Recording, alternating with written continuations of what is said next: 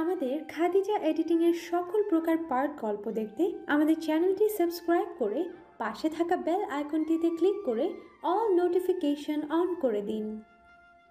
প্রেম করা শেষ? সাময়িক সময়ের জন্য অফ রেখেছি। তন্ময়ের প্রশ্নের জবাবে আহিয়ান দাঁত কেলিয়ে হেসে উপরের কথাটি বলল। আহিয়ানের কথা শুনে ফায়েজ আহিয়ানের পিঠে একটা থাপ্পড় মেরে বলল, শালা লজ্জা করে না তোর? আমার সামনে বসে আমার বোনের সাথে প্রেম করছিস সেই কথা বলিস? বারে, ভালোবাসার কথা বলতে লজ্জা কিসের? প্রেম ভালোবাসে লজ্জার কোনো স্থান নেই। এখন চলো তো আমার সাথে। এইটুকু বলেই আহিয়ান ফায়েজের হাত টেনে ধরে দাঁড়ালো। ফায়েজ দাঁড়িয়ে বলে, কোথায়? তোর বোনের কাছে। মানে হলো তোর বোন আমার ভয়ে কোথাও একটা লুকিয়ে আছে। আমার মনে হয় ও ওর রুমেই থাকবে, আর আমি গিয়ে ডাকলে তো দরজা খুলবে না, তাই তুই ডেকে দরজাটা খুলে দিবি। বাকিটুকু আমি করে নিব। তোর কি মনে হয় আমি এখন তোর সাথে যাব? হাই, তোর কি একদমই লজ্জা করে না? গার্লফ্রেন্ডের বড় ভাইকে বলছিস বড় বোনের সাথে দেখা করে দিতে? লজ্জা জিনিসটা ঠিক আমার সাথে যায় না, সেটা তোরা সবাই জানিস। এখন চল তো। এই বলে আহিয়ান ফায়েজকে আর কিছু বলার সুযোগ না দিয়ে ওকে টেনে নিয়ে চলে গেল। তানভীর রুমের সামনে এসে দাঁড়ায় ফায়েজ আর আহিয়ান, কিন্তু তানভীর রুমের দরজা তো খোলা, আর ভেতরে আনিতার মামি আর আন্টিরা এসে গল্প করছে। আনিতার ছোট খালামণি ফায়েজকে দেখে বলে, কাউকে খুঁজছো ফায়াজ? আন্টি, আনিতা কোথায়? ও তো তোমাদের বাসায় গিয়েছে। আচ্ছা আন্টি, তাহলে আমি আসছি। এই বলে ওরা দুজনে ওখান থেকে চলে গেল। ফায়াজ ওদের বাসায় যেতেই ফায়েজের আম্মু বের হলো বিল্ডিং থেকে। ফায়েজ ওর আম্মুকে বলল, আনিবুড়ি কই আম্মু? আধ ঘন্টা আগে তোর রুমে গিয়ে দরজা লক করেছে কেন? না, এমনি একটু দরকার ছিল। আচ্ছা। ফায়েজের আম্মু চলে যেতেই ওরা দুজনে ভিতরে ঢুকে গেল। ফায়েজের রুমের সামনে দাঁড়িয়ে আছে আহিয়ান আর ফায়েজ। আহিয়ান বারবার ফায়েজকে বলছে আনিতাকে ডাকতে, বাট ফায়েজ চুপচাপ ভাব নিয়ে দাঁড়িয়ে আছে।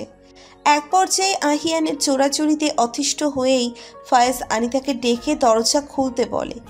ফায়েজের ডাকে আনিতা বিছানা থেকে নেমে যায়। আনিতা ভাবেনি যে আহিয়ানও আছে সাথে, তাই ফায়াজ একবার দরজা খুলতে বললেই আনিতা দরজা খুলে দেয়। আনিতা দরজা খুলে রুম থেকে বের হওয়ার সাথে সাথেই আহিয়ান আনিতার হাত ধরে রুমে গিয়ে দরজা আটকে দিয়ে ফায়াজকে বলে, থ্যাঙ্কস দোস্ত, আপাতত এই রুমে কাউকে আসতে দিস না। ওই শালা, বের হ বলছি। এটা কিন্তু কথা ছিল না। তোর সাথে আমার কথা হয়েছে আমি আনিতাকে রুম থেকে বের করে দিব, কিন্তু তুই তো সরাসরি ওকে নিয়ে দরজা অফ করে দিলি। আমার বউকে নিয়েই তো রুমে ঢুকেছি, অন্য কোনো মেয়ে তো না। তোর বউ এখনো হয়নি? হয়নি, কিন্তু হয়ে যাবে, সেটা ব্যাপার না। তুই রুম থেকে বের হ। তুই যা, আমি আসছি। বেশি সময় নিবি না কিন্তু। ওকে। ফায়েজ আর কিছু না বলে চলে গেল ওখান থেকে, আর একা একাই মুচকি হাসলো আহিয়ানের পাগলামি দেখে। আহিয়ানকে ওখানে দেখে আনিতা ভয়ে লাফিয়ে উঠেছিল। আহিয়ান দরজা লাগিয়ে পিছনে ঘুরে আনিতার দিকে এগিয়ে যায়। আনিতা পেছাতে পেছাতে একসময় বিছানার সাথে লেগে বিছানার উপর ধপাস করে পড়ে যায়। তা দেখে আহিয়ান হাসতে হাসতে কড়াকড়ি খাওয়ার মতো অবস্থা। আনিতা উঠে এসে আহিয়ানের সামনে আঙ্গুল উঁচু করে ধরে বলে, আমি পড়ে গেলে কোথায় আপনি আমাকে ধরবেন তা না করে উল্টো হাসছেন। আহিয়ান খপ করে আনিতার আঙ্গুল ধরে নিয়ে বলে, এখন কোথায় পালাবে তুমি? এখানে কিন্তু তুমি আর আমি ছাড়া কেউ নেই, আর তোমার পালানোরও কোনো রাস্তা নেই। দেখুন। আহিয়ান আনিতার দিকে ঝুঁকে ওর কানের কাছে মুখ নিয়ে ফিসফিসিয়ে করে বলে, কি দেখাবে? Something special? আহিয়ানের কথায় আনিতা বেশ লজ্জা পেয়ে যায়। আহিয়ানকে ধাক্কা দিয়ে নিচের থেকে সরিয়ে বলে, অসভ্য একটা। অসভ্যতামিটা শুধু তোমার সাথেই করি। কথাটা বলেই আহিয়ান আনিতার হাত ধরে এক টান দিয়ে ওকে নিজের সাথে একদম মিশিয়ে নেয়। শক্ত করে আনিতার কোমর চেপে ধরে বলে, তুষারের প্রপোজাল অ্যাকসেপ্ট করবা তাই না? তাহলে অ্যাকসেপ্ট না করে ওভাবে পালিয়ে এলে কেন? আপনার জন্যই তো পারলাম না। আমার জন্য পারলে না তাই না? হ্যাঁ, আমি তো অ্যাকসেপ্ট করতে যাচ্ছিলামই, কিন্তু মাঝখান থেকে আপনিই তো ব্যাগ ছুঁড়ে মারলেন, তার ওপর আবার তাড়া করলেন আমাকে। খুব শখ ওর বউ হওয়ার তাই না? হ্যাঁ, তো শখ হবে না? বেচারা এতগুলো বছর ধরে আমাকে ভালোবাসে, এতগুলো বছর আমার থেকে দূরে থেকেও আমায় ভুলতে পারিনি। দূর থেকেই ভালোবেসে গিয়েছে আমাকে। জাস্ট ভাবুন একবার তুষার ভাই আমাকে ঠিক কতটা ভালোবাসে। তুষারই জাস্ট ভালোবাসে আর আমি ভালোবাসি না, তাই তো?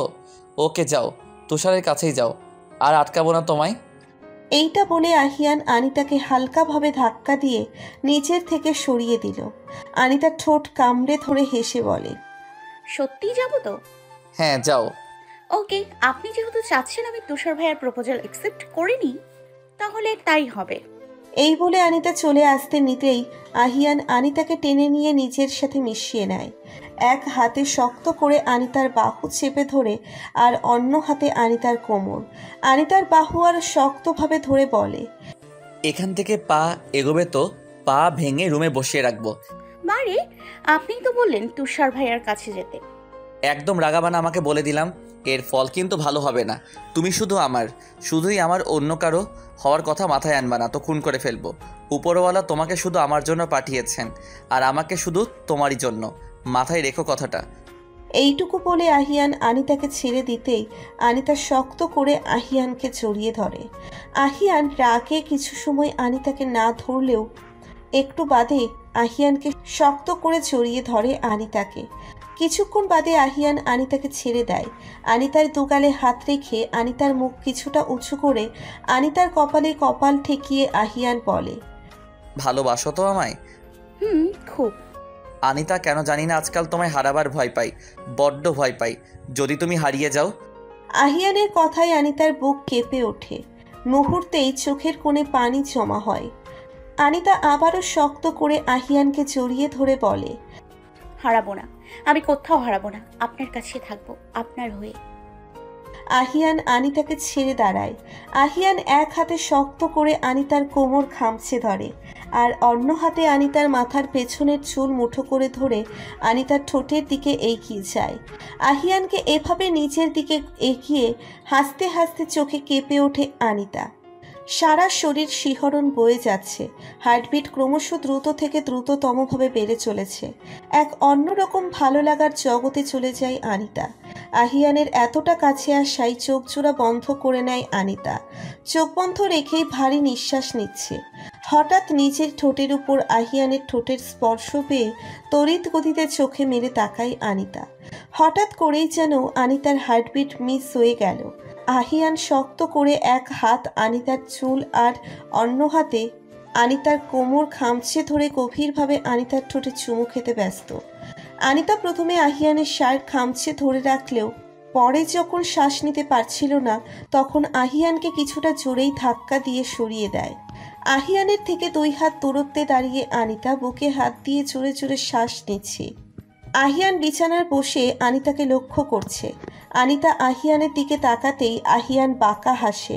তা দেখে আনিতা যেন আরও বেশি লজ্জা পায়। লজ্জায় আহিয়ানের চোখে চোখে রেখে তাকাতে পারছে না। ও আহিয়ান পিঠে আনিতার দিকে এগোতে নিলেই আনিতা উল্টো ঘুরে দরজা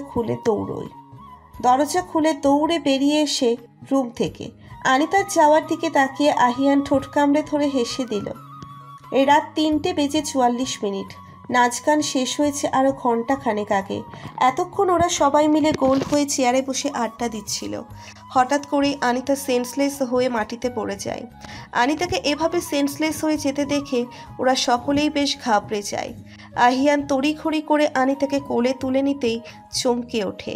জ্বরে গা পুড়ে যাচ্ছে আনিতার। ফায়াজ আহিয়ানকে বলে, আমার রুমে নিয়ে চল, সবাই খুব ক্লান্ত এখন। আনিতার এই অবস্থা দেখলে আবার চিন্তা করবে। আমাদের বাসা ফাঁকা আছে, ওখানেই চল।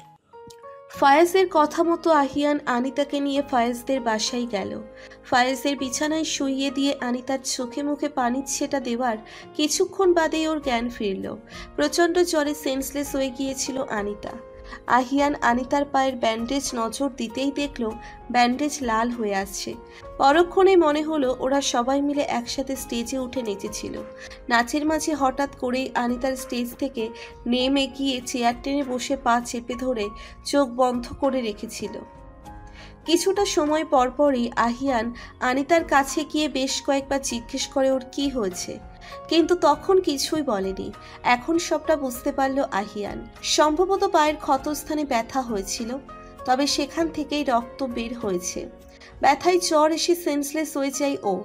আহিয়ানের নিজের উপর একটু জোরদার ভাবে জিজ্ঞেস করত, তাহলে এটা হতো না। আহিয়ানের এসব ভাবনার মাঝেই ফয়েজ এসে আনিতাকে জ্বরের ঔষধ খাইয়ে দিল। রুমাল ভিজিয়ে কপালে পানি পট্টি দিতে দিতে বেশ খানিকটা বাদে আনিতার জ্বর ছেড়ে দেয়। ফজরের আজান দিল মাত্র, আনিতা বেঘরে ঘুমুচ্ছে। আহিয়ান আনিতার কোমরের কাছে বসে আনিতার এক হাত ধরে বসে আছে।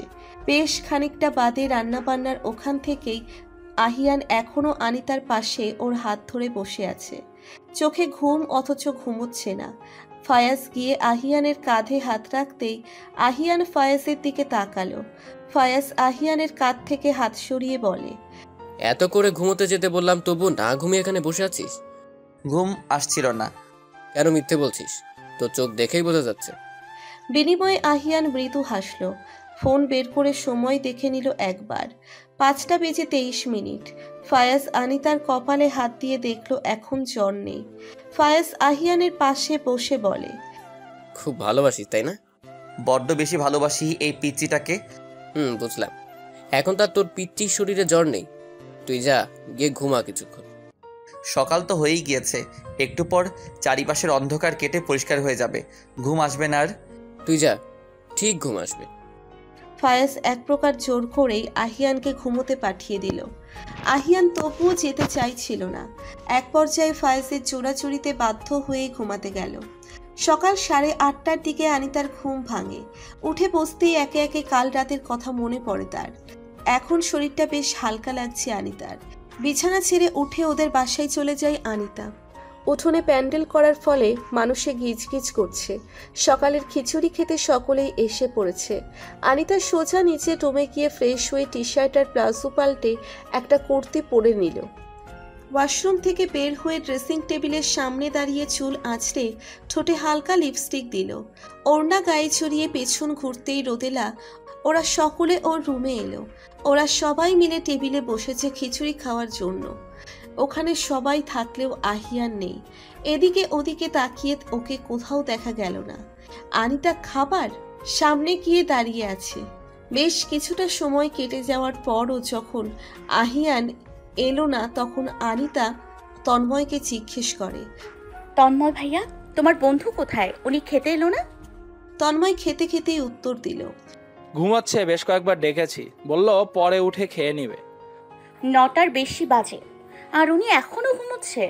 তুই সেন্সলেস হয়ে যাওয়ার পর সারাটা সময় তো তোর পাশেই বসেছিল। 6টার দিকে ফাইয়াজ ভাইয়া জোর করে ঘুমোতে পাঠিয়েছে। রোদেলার কথা শুনে আনিতার বেশ খারাপ লাগলো। ওর জন্য না ঘুমিয়ে বসেছিল।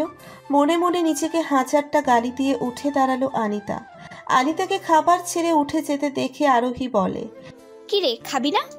আহিয়ানের সাথেই খাবো।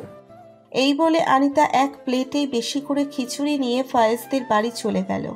আনিতার যাওয়ার দিকে তাকিয়ে সবাই মৃদু হাসলো। দুজনেই পাগল, কেউ কাউকে ছাড়া কিচ্ছুটি বোঝে না। ওরা সবাই খাওয়ায় মনোযোগ দিল। আহিয়ান যে রুমে ঘুমিয়েছে আনিতা সে রুমে গিয়ে দরজা খানিকটা চাপিয়ে দিল। খাবারের প্লেটটা বেডসাইড টেবিলে রেখে আহিয়ানকে ডাকলো বেশ জরুরি। আনিতার কপালে হাত দিয়ে দেখলো জ্বর আছে কিনা। আনিতা আহিয়ানের হাতের উপর হাত রেখে বলে, জ্বর নেই, এখন একদম ঠিক আছে আমি।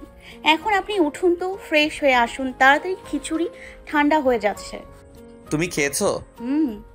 কেন, কটা বাজে? এখনো খাওনি কেন? আপনার সাথে খাবো তাই।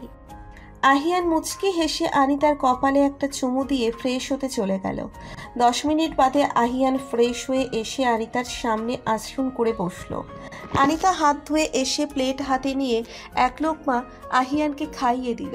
প্রথমবার আহিয়ানকে খাইয়ে দেওয়াতে আনিতার বেশ লজ্জা লাগছে। আর এক লোকমা দিতেই তন্ময়, রাতুল ওরা সকলে রুমে প্রবেশ করলো। ওরা এসেই আনিতাকে টিচ করতে শুরু করলো। আনিতা যেন আরও বেশি লজ্জা পেয়ে যায়। খাবার প্লেট পাশে রেখে উঠে যেতে নিলেই আহিয়ান আনিতার হাত টেনে ধরে বসাই ওর পাশে। আহিয়ান খেতে খেতেই ওদেরকে বলে, ভাই প্লিজ এখন বিরক্ত করিস না, দেখছিস প্রথমবার খাইয়ে দিচ্ছে, এমনিতেই ও লজ্জা পাচ্ছে, তোরা আর লজ্জা দিস না, পরে আমাকে না খাইয়ে দিয়েই উঠে যাবে। আমি এই মুহূর্তটা একদমই মিস করতে চাইছি না। বাহ বাহ বাহ, এখন দেখছি আনিতাকে পেয়ে আমাদেরকে তাড়িয়ে দিচ্ছিস, আমরা বিরক্ত করছি তাই না? আহিয়ানের কথায় রাতুল রাগী চোখে তাকিয়ে উপরের কথাটা বলল। আহিয়ান মুচকি হেসে বলে, না ভাই, তোরা একদমই বিরক্ত করছিস না, কিন্তু আমরা বিরক্ত বোধ করছি, বিশ্বাস কর। তোরা এখানে থাকলে ও আমাকে খাইয়ে দিবে না। ওকে ওকে, যাচ্ছি আমরা। তন্ময় কথাটা বলে ওদের সবাইকে বের হয়ে যাওয়ার ইশারা করলো। ওরা বের হয়ে যেতে নিলেই আহিয়ান পিছু ডেকে বলে, এদিকটা একটু খেয়াল রাখিস, কেউ যাতে না আসে, আর দরজাটা লাগিয়ে দিয়ে যা। যথা আজ্ঞা জনাব। আহিয়ানের কথায় তন্ময় উপরের কথাটি বলল।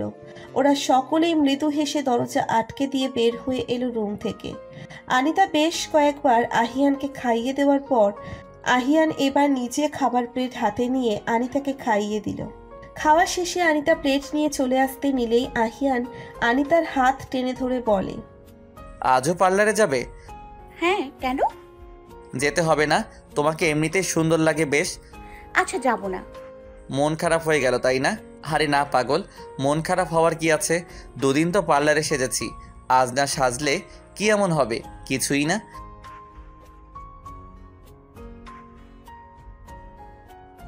তোমাকে এমনিতেই বেশ সুন্দর লাগে, তার উপর সাজলে তো আর কোনো কথাই নেই। সব ছেলেরা হা করে তাকিয়ে থাকে তোমার দিকে, ওটা আমার একদম সহ্য হয় না। সব ছেলেরা আমার দিকে তাকিয়ে থাকলেও আমি কিন্তু আপনার দিকে তাকিয়ে থাকি জনাব। হ্যাঁ, এটা জানি। তাহলে চিন্তা কিসের? আমি তো আপনারই আছি আর আপনারই থাকবো। এখন তাহলে ছাড়ুন, আমি যাই।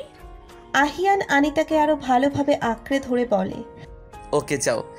আপনি তো ছাড়ার বদলে আরো ভালোভাবে আঁকড়ে ধরছেন, তাহলে যাব কি করে? না ছাড়লে হয় না? একদমই না। ছাড়তেই হবে। হ্যাঁ, ছাড়তে হবে তো, নয়তো পরে কেউ দেখে ফেলে তখন কি বলবে? বলবো আমি আনিতাকে ভালোবাসি আর বিয়ে করতে চাই। আর অমনি সবাই মেনে নেবে, তাই না? আমি মানিয়ে নিব। আচ্ছা নিয়েন, এখন ছাড়ুন প্লিজ। ওকে। আহিয়ান গোমরা মুখে কথাটা বলে আনিতাকে ছেড়ে দাঁড়ালো। আনিতা ছাড়া পেতেই উল্টো ঘুরে দেখে আহিয়ান মুখ গোমরা করে দাঁড়িয়ে আছে। তা দেখে আনিতা মুচকি হাসে।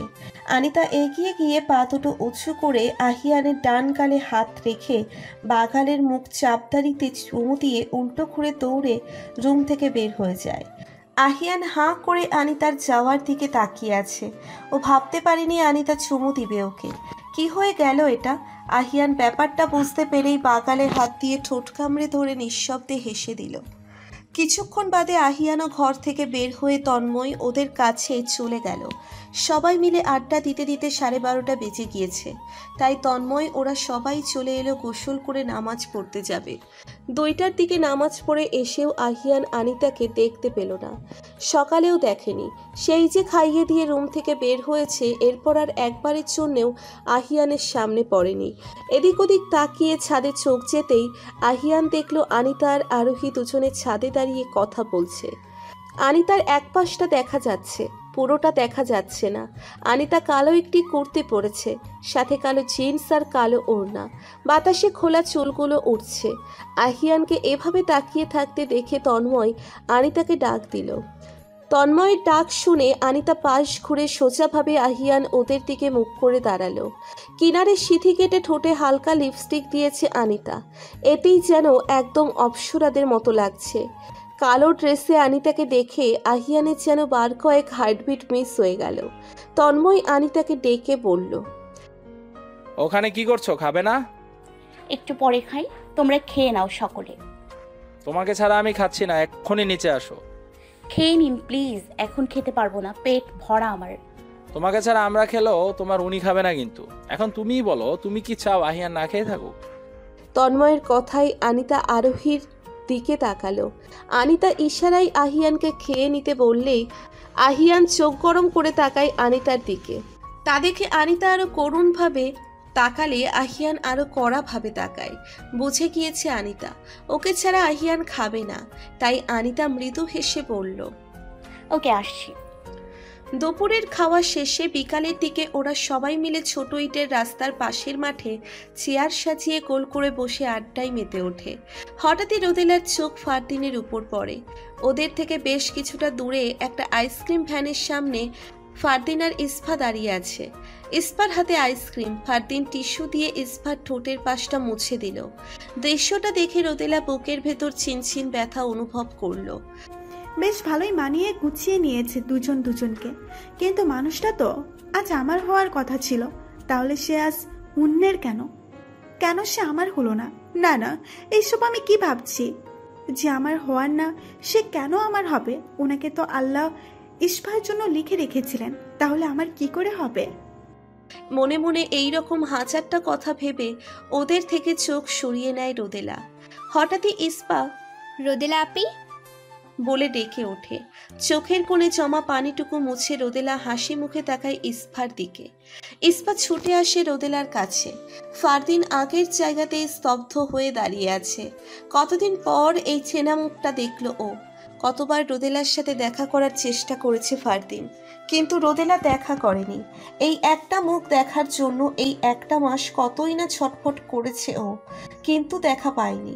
অবশেষে আজ দেখা মিলল এই অতি পরিচিত মায়া মাখানো মুখটার দিকে। এতদিন পর রোদেলাকে দেখে ফারদিন চোখ দুটো টলমলো করে উঠল। বড্ড ভালোবেসেছিল কিনা মেয়েটাকে, কিন্তু কে জানতো হঠাৎ একটা আচমকা ঝোড়ো হাওয়া এসেই সব এলোমেলো করে দিবে। 2 দিন আগেই বিয়ে শেষ হয়েছে। আনিতাদের বাসায় এখন পুরোপুরি ফাঁকা। মেহমানরা সবাই অনুষ্ঠানের পরে চলে গিয়েছে। দুপুরের খাবার খেয়ে ঘুমোচ্ছিল আনিতা। এমনিতেই আনিতা প্রচণ্ড ঘুম পাগলি, তার উপর এই কদিন ভালো করে ঘুম হয়নি। চোখ মেলে তাকাতে পারছিলাম না। বিকেল 4:30 নাগাদ ফোনের রিংটোনে আনিতার ঘুম ভাঙে। ফোন রিসিভ করে কানে দিতেই ওপাশ থেকে বলে, পিচি পাখি। বলুন। আনিতার ঘুমকাতুরে কণ্ঠ শুনে আহিয়ান কিছু সময় থমকে যায়। আনিতার ঘুম চড়ানো কণ্ঠে বলা বলুন কথাটা যেন আহিয়ানের কাছে নেশার মতো লাগছে। আহিয়ান নিজেকে সামলে নিয়ে বলে, ম্যাডাম কি আরও ঘুমাবেন? কেন বলুন তো? আপনার ঘুম ভাঙলে একটু ছাদে আসেন প্লিজ। আসছি। এইটুকু বলেই আনিতা ফোন কেটে দিল। কয়েক সেকেন্ড বিছানায় গড়াগড়ি করে উঠে দাঁড়ালো। হাই তুলতে তুলতে ওয়াশরুমে গিয়ে ফ্রেশ হয়ে নিল আনিতা। চুলগুলো হাত খোপা করে ওড়না গায়ে চড়িয়ে ছাদের দিকে হাঁটা ধরল। মুখ ধুয়ে এসে মুখের পানিটুকু মুছে নিল আনিতা। মুখের উপর ফোঁটা ফোঁটা পানি পড়ছে। আনিতা ছাদে গিয়ে দাঁড়ালো কিছুটা সময়। আহিয়ানকে দেখতে পেল না, তাই ফোন হাতে নিয়ে আহিয়ানকে মেসেজ করার আগেই আহিয়ান ফয়েজদের ছাদ থেকে বলল, এই ছাদে এসো। আনিতা কিছু না বলে ফয়েজদের ছাদে চলে গেল। ফয়েজদের ছাদে গিয়ে আহিয়ানের পাশে রেলিং ঘেঁষে দাঁড়ালো আনিতা। সদ্য ঘুম থেকে ওঠা আনিতাকে দেখে হারিয়ানের হার্টবিট মিস হয়ে যাওয়ার উপক্রম। আনিতার চোখ দুটোতে এখনো ঘুম ভর করে আছে। মাত্রই ঘুম থেকে ওঠার ফলে চোখ মুখ ফোলা ফোলা লাগছে, তার উপর চোখ মুখে ফোঁটা ফোঁটা পানি জমে আছে। এতে যেন আনিতাকে আরো বেশি স্নিগ্ধ লাগছে।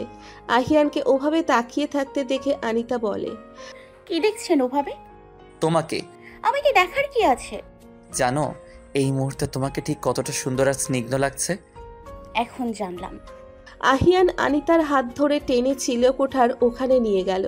চিলেকোঠার দেওয়ালে পিঠ ঠেকিয়ে দাঁড়িয়ে আছে আনিতা। আরও ঠিক সামনেই আনিতার কাঁধ বরাবর এক হাত দিয়ে আহিয়ান দাঁড়িয়ে আছে।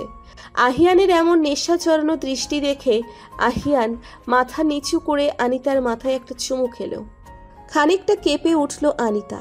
আহিয়ান আনিতার থুতনি ধরে আনিতার মাথা নিচু করলো।